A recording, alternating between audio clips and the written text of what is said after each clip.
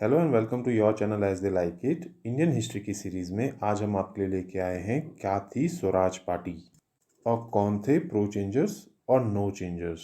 जैसा कि हमने आपको इससे पहले वीडियो में बताया था कि चौरी चौरा इंसिडेंट के बाद मार्च 1922 में गांधी जी को अरेस्ट कर लिया गया और गांधी जी के अरेस्ट हो जाने से नेशनलिस्ट रैंक डिसइंटीग्रेट, डिसऑर्गेनाइज्ड और डिमोरलाइज्ड हो गई। इनफैक्ट एक डिबेट कांग्रेस में पैदा हुआ कि ट्रांजिशन पीरियड में क्या किया जाए।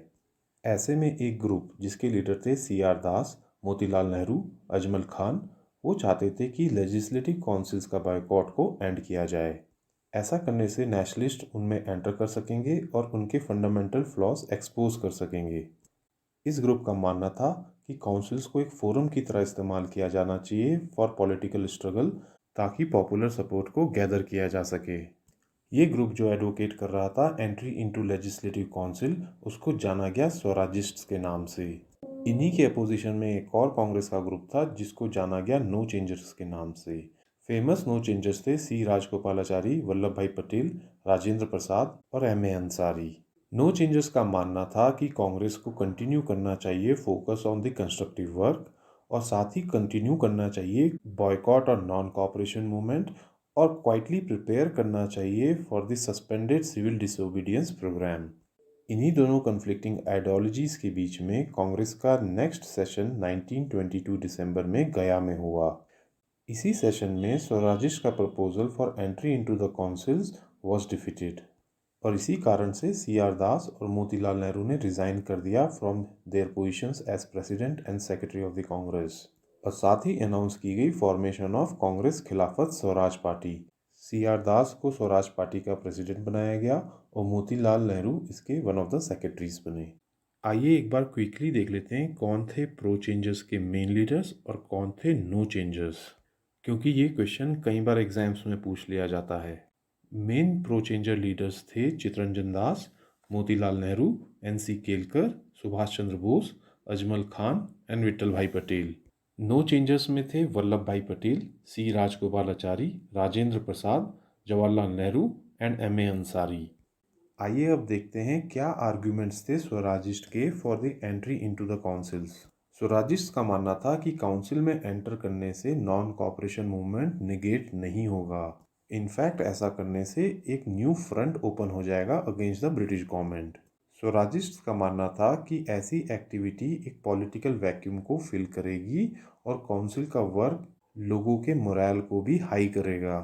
स्वराजिस्ट ये भी कहते थे कि नेशनलिस्ट की प्रेजेंस होने से काउंसिल में गवर्नमेंट अनडिजायरेबल एलिमेंट्स को नहीं लेके आ पाएगी और ना ही गवर्नमेंट के एक्शंस को जस्टिफाई किया जा सकेगा इन दी लेजिस्लेचर।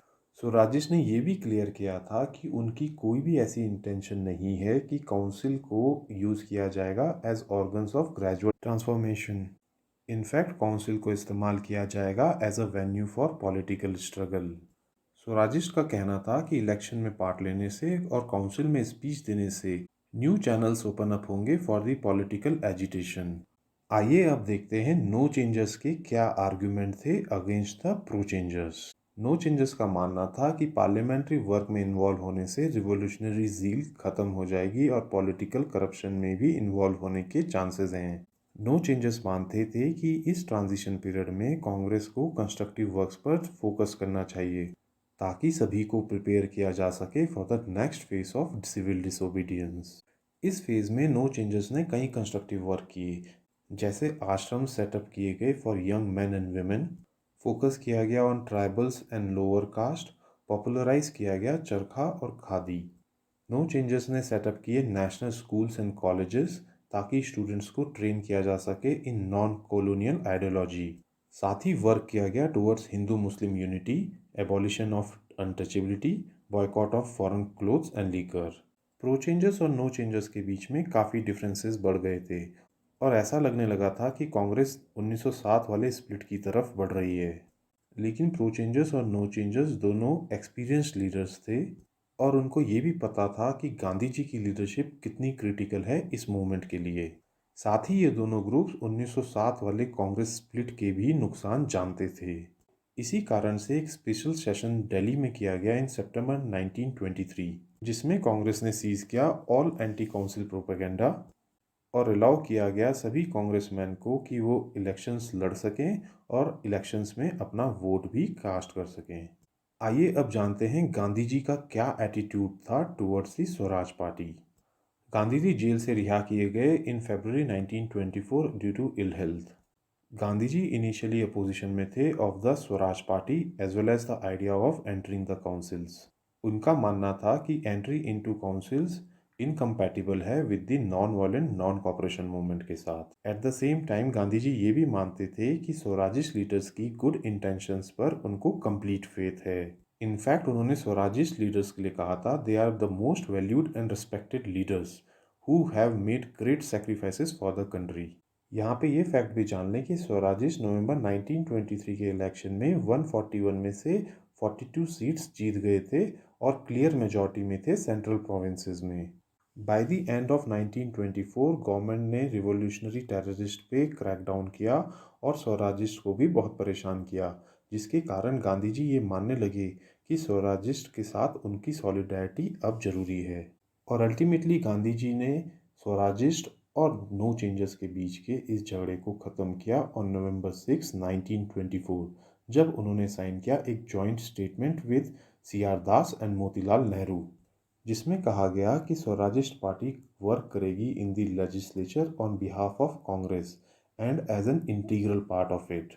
इस डिसीजन को इंडियन नेशनल कांग्रेस ने दिसंबर 1924 के बेलगाम सेशन में रेटिफाई कर दिया। कांग्रेस के बेलगाम सेशन ऑफ 1924 के बारे में एक इम्पॉर्टेंट फैक्ट और जान लें कि महात्मा गांधी ने इस सेशन को प्रिसाइड किया था और ये उनका इंडियन नेशनल कांग्रेस के सेशन को प्रिसाइड करने का फर्स्ट एंड ओनली चांस था। आइए अब जानते हैं नवंबर 1923 की इलेक्शंस के लिए स्वराज पार्टी का क्या मैनिफेस्टो था। इस मैनिफेस्टो में बताया गया था कि ब्रिटिश इंडिया को गवर्न कर रहे हैं फॉर देयर सेल्फिश इंटरेस्ट। साथ ही ये बताया गया था कि रिस्पॉन्सिबल गवर्नमेंट के नाम पर जो भी रिफॉर्म किए जा रहे हैं उनका अल्टीमेट गोल कंट्री को और भी एक्सप्लॉइट करना है। इस मैनिफेस्टो में कहा गया था कि स्वराजिस्ट प्रेजेंट करेंगे nationalist demand for self government in councils, और अगर ये डिमांड रिजेक्ट की गई तो अडॉप्ट की जाएगी policy of uniform continuous and consistent obstruction within the councils, और इस तरीके से काउंसिल्स को डिस्ट्रॉय किया जाएगा from within by creating deadlocks on every measure. आइए अब जानते हैं नवंबर 1923 के लेजिस्लेटिव काउंसिल इलेक्शंस में क्या हुआ था। नवंबर 1923 में लेजिस्लेटिव काउंसिल के इलेक्शंस हुए थे। स्वराजिस्ट पार्टी के पास बहुत ही कम समय था for the preparation of elections. इसके बावजूद स्वराजिस्ट पार्टी ने इन इलेक्शंस में बहुत अच्छा परफॉर्म किया। आउट ऑफ 101 सीट्स उन्होंने 42 सीट्स जीत ली in the central legislative assembly.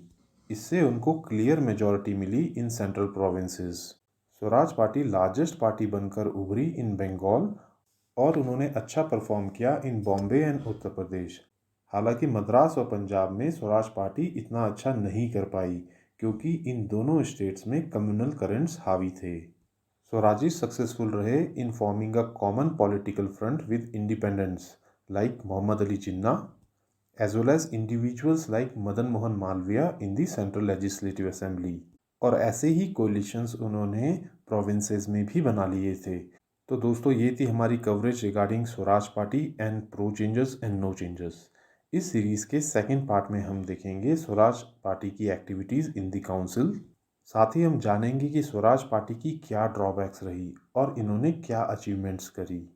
तो दोस्तों अगर आपको ये वीडियो पसंद आई हो तो हमारे चैनल को लाइक एंड सब्सक्राइब करें। साथ ही इंस्टाग्राम और टेलीग्राम से जुड़ें जहाँ की हम फ्री क्वेश्चन बैंक और फ्री पीडीएफ देते हैं। Thank you.